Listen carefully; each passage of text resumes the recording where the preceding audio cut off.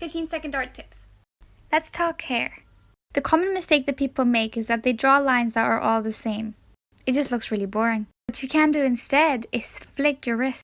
Make the start of your line darker than the end. Just loosen your hand. Here are some of my secrets on how you could become a better artist. I'm going to show you how to draw a hand. First step, we're going to draw out the wrist. Next, we're going to draw the palm's outline. The palm shape should resemble something like a fan. Next, we're going to draw a guideline for the fingers. The finger guideline should look something like a rainbow. Now we start drawing the shapes of the fingers. Next step is to go back and clean up the hand. And then boom, you're all done. Hey, here's some weird art tips I learned in school. The first is when you're drawing a person from reference, do the head last. And this is because we naturally want to make the head huge compared to the body. The second is that you gotta simplify everything into boxes. The head's facing one way, the torso's facing one way, and the nips are like the eyes of the torso. They follow that line too. Simplifying that really helps. Next is that you got to identify the joints. Because when we're looking at a foreshortened arm, our lizard brains are like, no, it can't possibly be that short. But look at that distance, man, it's shorter than his hand.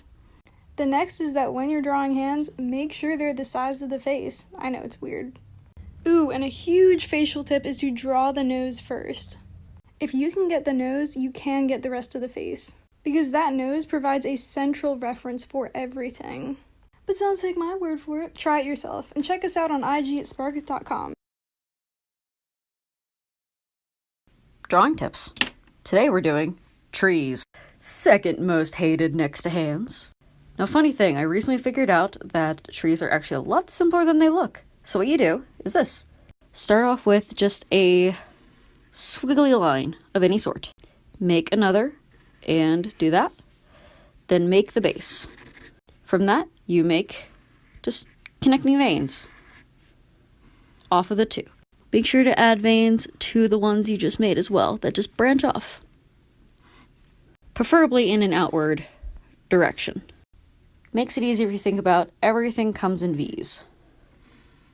So you get something like that. Now thicken the bottom, like these. Say you want that tree thick. Also, the trunk is never straight. Give it a little bit of bumpiness. Roots are just like the top. And there you got the base of a tree. Leaves will come later. How to become an artist. Okay, so what you'll need is a sketchbook and a pencil, and then attempt to draw. And then realize that your drawing sucks. So then you sell your soul to the devil, and now you can draw. Here are some tips for beginner artists. I know I'm not the best artist out there, but I'll give you some tips and tricks that I use.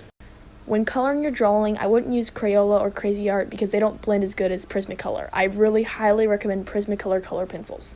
When drawing fur on an animal, I would use an X-Acto knife or a sharp object. Obviously, I don't own an X-Acto knife, so I'm using a screwdriver. This helps you get really fine looking fur. When blending graphite, I'd use a brush instead of a blending stick because it makes your drawing less smudgy. Also, when coloring, make sure you move your pencil more in a circular motion. It helps you blend your drawing better than just moving your pencil up and down. And finally, I would recommend to buy a white gel pen. It helps you create more depth and highlights in your drawings. Thank you for watching. Here's one shape I learned that changed my art. Draw 2 squiggles that come to a point. Then just continue it from the inside and repeat the pattern. You can use this technique for grass, hair, ribbons, bandages, and even horns. You can shade roughly or take a fancier approach. More art tips with a brush pen. Easy cartoon side profile. Looks like a poorly drawn 3. Straight line, ear. Mouth. Eye. There you go. Hello. So I often get asked how my phone is set up when I'm doing my live streams or my drawing time lapses.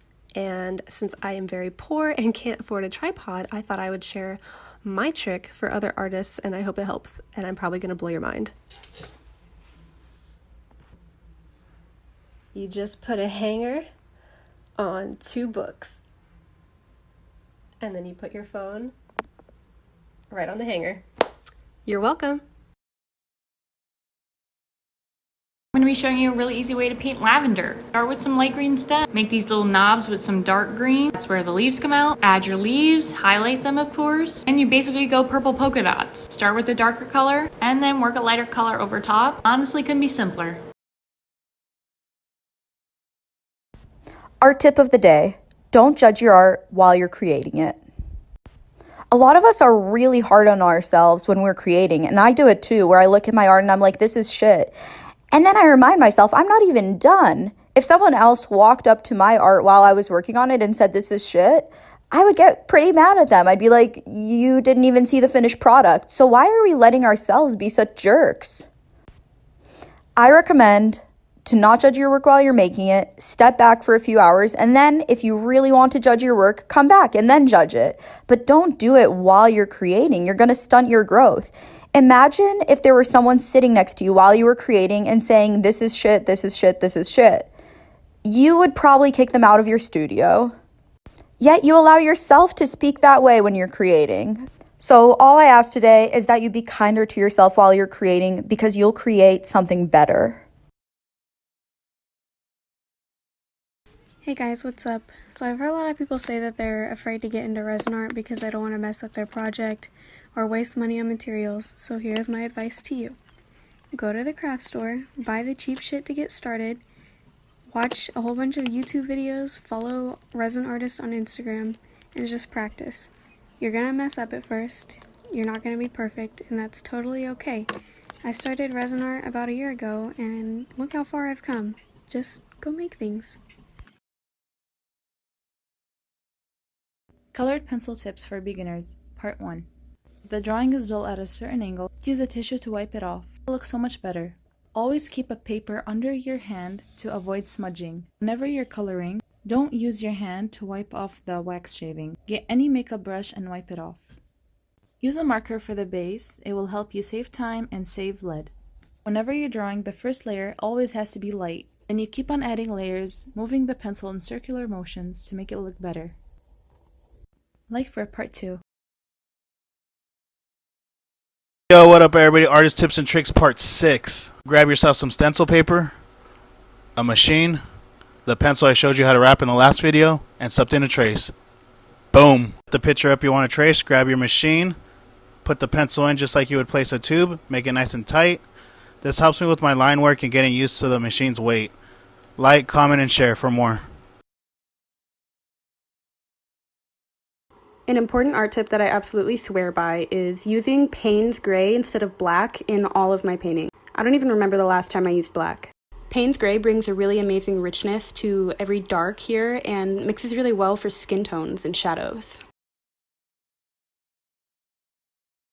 These are the names of the most common brush types you can find at art stores. This is a round. It's pointy at the end, but when you look down the center of it, it's a circle. When the brush is shaped like a rectangle, but it's thin on one side, it's a flat. When the brush is thin on one side, but square, when you turn it one way, that's called a bright. And when it looks like a rectangle with rounded corners, that's called a filbert. When it's short, it's called a short filbert. And long-haired round brushes are called liners. Those are the most common brushes, but there's also some weird ones too. This one's called a lunar blender. This one is an oval wash. This is called a grainer. The bristles are thick at the bottom, but they get thinner at the top. They're really good for fur. This is called a dagger. It's shaped like a knife. A lot of sign painters use these. And then there's just some weird guys. This one's called the Reinen Chunk and Borscht. And then there are brushes that look like this. These are called much loved brushes. How to become an artist. Okay, so what you'll need is a sketchbook and a pencil, and then attempt to draw, and then realize that your drawing sucks. So then you sell your soul to the devil, and now you can draw.